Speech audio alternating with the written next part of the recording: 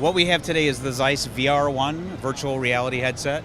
This is the entry point into the VR market for Carl Zeiss Group.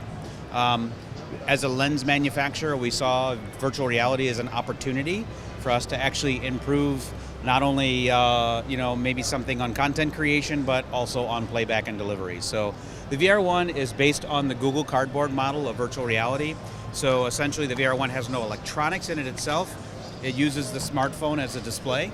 And in the case, we have an iPhone 6 placed inside the VR One. A couple of things about the VR One that really make it different from other VR headsets. First is obviously the two huge lenses that you see inside. A couple of things about the lenses. Number one, we added an additional 1 centimeter of distance between the pupil and the lens, okay?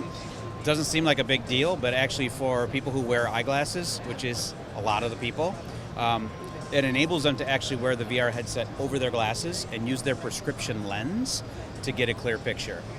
Some VR headsets on the market, matter of fact most, either don't account for any focus adjustments, or they offer a diopter adjustment, which is somewhat clumsy, okay? So basically we solve the problem by allowing people that wear glasses just to put the VR headset over their glasses. It's a nice comfortable picture. Second part of the lens, most VR lenses are cone-shaped, okay? The very top of the lens is where we need to line up our pupil. The VR One lens has a flat top, meaning that you have a wider IPD, okay? So between 62 and 82 millimeter interpupillary distance, we all have different distances between our eyes. The VR One lens actually automatically corrects for that without having to have any movement, okay? Really important.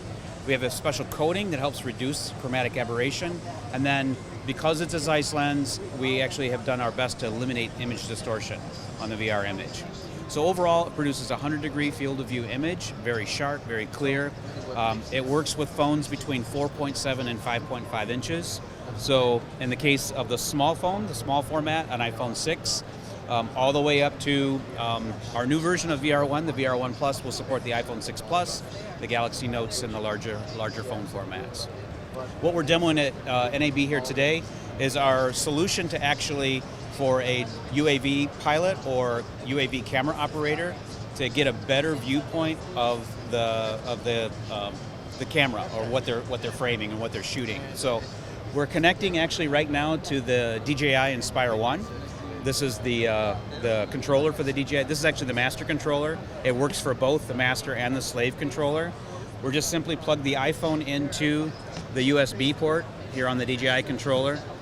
And normally when we're piloting a DJI drone, you're going to put your iPhone or your tablet here, and you have a full screen, and you're able to see what you're shooting. Unfortunately, when you're shooting in the daylight, you have a lot of sun coming down on the screen, makes it so it's very difficult to see the screen. With the case of the VR One, we're actually able to take the phone. We have a special app that formats it side by side. It's using DJI's app, their DJI Go app. Formats the image side by side.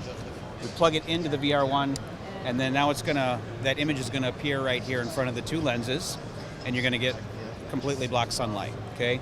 The other cool thing here, and I don't know if you can see this or not, when you turn your head, or turning the headset, watch the camera on the drone, the camera also turns. So what this enables for is hands-free gimbal operation. So if I'm a camera operator and I'm piloting a drone or I'm doing something else, if I'm wanting to frame my shot, I can actually park my drone over top of the subject, okay? And I can turn my head actually to follow my subject matter, okay? Which is a really cool feature. All right, so we're gonna toggle between the camera that's on the drone. We're getting the drone's viewpoint right now. And then I'm gonna push this one button here, and it switches to the camera on the phone. Okay, the phone is inside the headset, so now what that means is I can look around and see my environment, right? I'll look up in the sky and see my drone and get a visual on the drone, and then simply toggle back to the camera on the drone. It's kind of like a picture-in-picture, except we don't have a picture-in-picture. You just toggle between the two cameras. That's kind of a safety feature, so you can see your environment and surroundings without actually taking the headset off.